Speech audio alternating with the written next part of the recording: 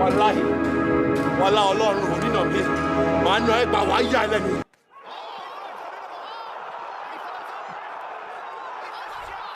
What's up, guys? Today I want to do this sort of quick video on the fights I would make after UFC Fight Night, Saudi Arabia, Adesanya, Imavov. Couple of big fights, really just the main and co-main event. You also had Pavlovich, Rosenstruck, but I'm not going to talk about that because, like, who cares about, Pavlovich should fight Jailton Almeida. Who gives a fuck? I really want to talk about these two fights and these four opponents or four fighters, whatever you want to call them. We'll start with Shara Magomedov. Yeah, Shara Bullet is yeah, he's he's cooked. He's washed. No, he's not washed. He'll be okay. He's a middleweight. Honestly, middleweight, it's one of those divisions. I think he should fight Bo Nickel. I think he should fight Bo Nickel, guys. Now I could sit here and say they should give him a can, they should do this, they should do that, but realistically, him and Bo Nickel are in this weird spot where, Bo is coming off of a really bad performance. He's obviously coming off of a win against Paul Craig, but a bad performance. Shara is coming off of a loss to Michael Page. I think him and Bo Nickel. I know people are gonna say, "Oh, you're destroying both of your stars by putting them against each other," but like they'll both be fine. Shara already has a loss on his record now, and Bo Nickel, if he were to lose to Shara, he's not gonna kill himself. All right, so I don't think that's a bad fight. Both guys have kind of talked shit on each other. And Shara, I believe, is also ranked number 14. So if Bo were to beat him, he could get ranked. I don't know what Shara's ranking is going to look like after this loss to Michael Page, but we will see. So Shara, Bo Nickel. I don't know who I'd pick in that fight. I don't rate Bo Nickel's grappling super highly. I think Shara would be able to be defensive enough to not get submitted like super quick. But at the same time, I don't know. Bo Nickel's good. Would Bo Nickel try to strike with Shara? Then obviously he'd probably get pieced up. That'd be a pretty good fight.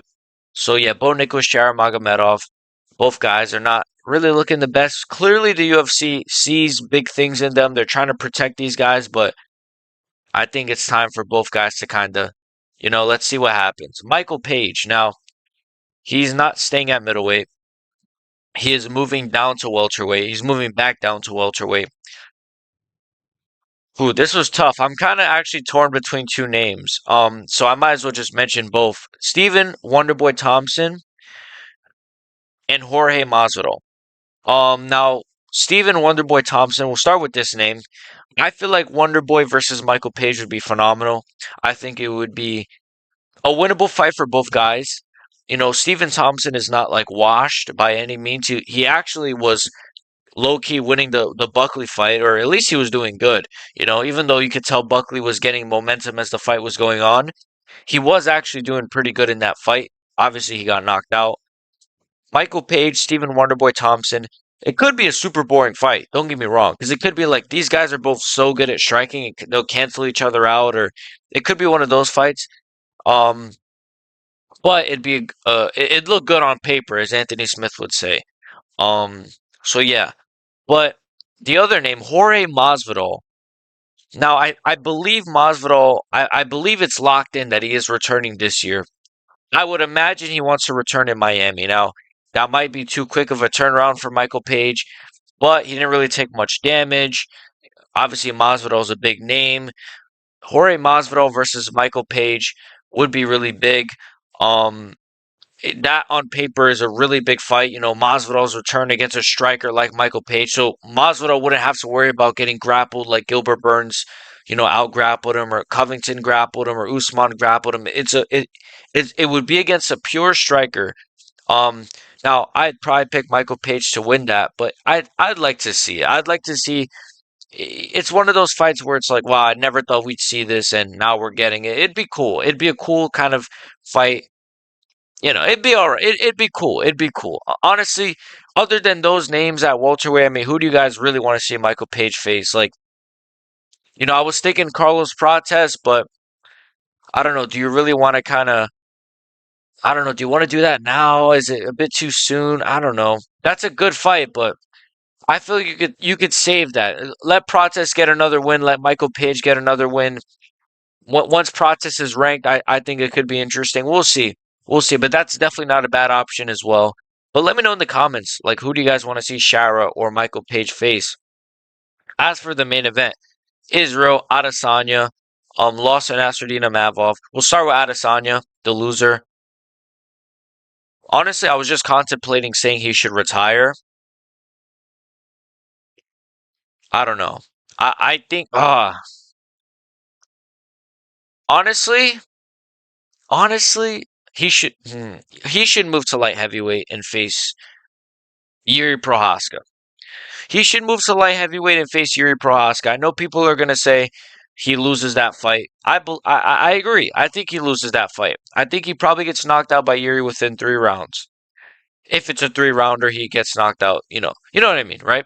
He loses to Yuri Prohaska. I believe that. But if it's not moving up to middleweight, or sorry, light heavyweight, what is there left for him at middleweight? Kyle Baralho, fucking a grappler like Brendan Allen, or a grappler like fucking Anthony Hernandez, or I'm thinking names like, I don't know, like it's just not really. He's kind of done everything at middleweight. You want him to face Roman Dolidze coming off of 2 wins, or Marvin Vettori for a third time? Like, no, bro. It's He's not gonna face Whitaker. They're buddies now.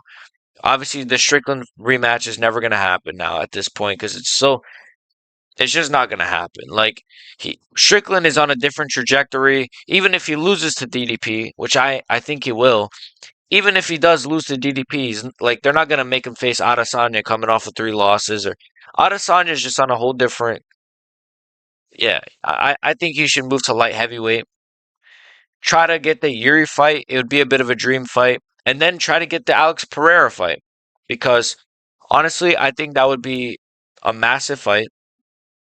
But I think it would be a bigger fight because I've seen people say like he should move up and try to face Pereira. Well, he needs to win one or two first. Like, I don't think he should just move up and then they should give him the Pereira fight. I believe he should move up, fight a guy like Yuri Prohaska, and if he beats him, then maybe you could justify giving him a title shot, even though that's a bit of privilege. Um, Dana White privilege, as Tony Ferguson would say. But still, I think it would be a massive fight, a rematch. I would probably pick Pereira to smoke him in.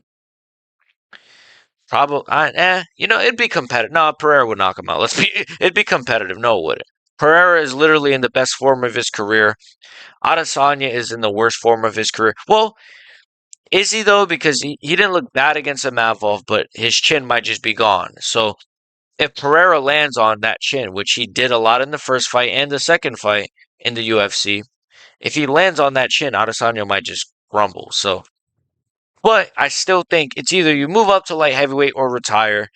And I think moving up to light heavyweight would be like kind of like a last resort, last chance kind of a thing, right? For Adesanya. So that's kind of, you know, if it's not that Izzy, you got to fight fucking Tony Ferguson in the GFO. All right. You and Kevin Holland will be packed to the GFO by the end of this year. So yeah, that's what I want for Izzy. As for Nasruddin Imavov, Um, insane knockout, honestly, insane knockout. Imavov was a guy, or Imavov, however you say it. He was a guy that, like, going into this fight, I'm like, I rate him. He's good, but like, I don't think he's great. I don't think he's great at anything, which a lot of people agreed. Like, he's good, but he's not great at anything. With that being said, though, Nasruddin Imavov, I think he should fight. Should he get a title? I think Nasruddin Imavov.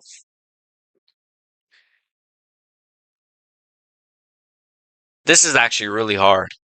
Should he? I've got. I think he should fight Hamzat Chimaev.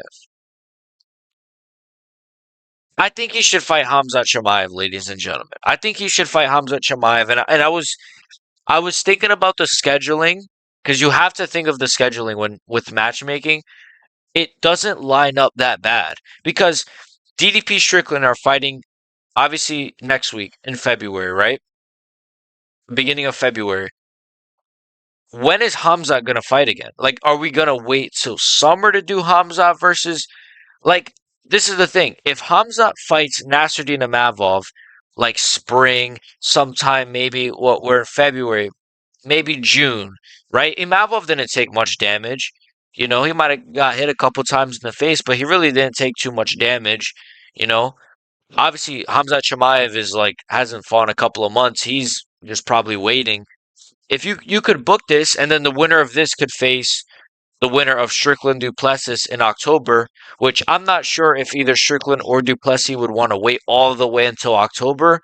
So I know the scheduling of that might not be perfect, but I don't know. It's one of those things where it's like it's either that or Imavov has to wait for a title shot, or Imavov has to fight Kyle Baraujo, which at that point it's not fair. I love Kyle Baraujo. I think he's close to a title shot as well, but both guys are coming off of the same win. Both guys knocked out Jared Cannonier. Well, Baraujo didn't knock out Jared Cannonier, but like he almost did, and he pretty much just destroyed him for almost 5 rounds. It was an awesome fight. And obviously, Imavov standing TKO'd Jared Cannonier in a pretty weird stoppage, but like still, like both guys beat Jared Cannonier. But the difference between them is that Imavov is also coming off of a Israel Adesanya round two standing KO, fucking ground and pound, whatever you want to call it. Whereas Baraujo has kind of just been sitting since the Jared Cannonier fight, kind of, I don't know. So yes, you could have a Mavo face sorry, you could have a Mavo face Baraujo, but it's a little unfair to a Mavov, and it would be I don't know. I think if anything, you should probably do Baraujo versus Robert Whitaker, which I heard rumors of actually on Twitter. It's probably not true. It's probably from one of those fake sources, but it could be true, and it kind of makes sense as a fight.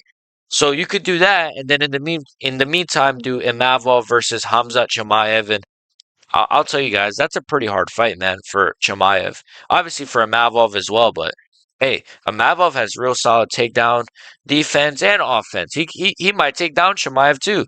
You know, that'd be a pretty fun fight, man. That'd be a really, really good fight. Both like honestly, that'd be a sick fight because Chimaev submitted Whitaker in the first round. I think he's the first guy in the UFC to ever submit Whitaker. I think so. I think so. Don't quote me on that. And Mavov knocked out Israel Adesanya, one of the first guys to really knock him out like that.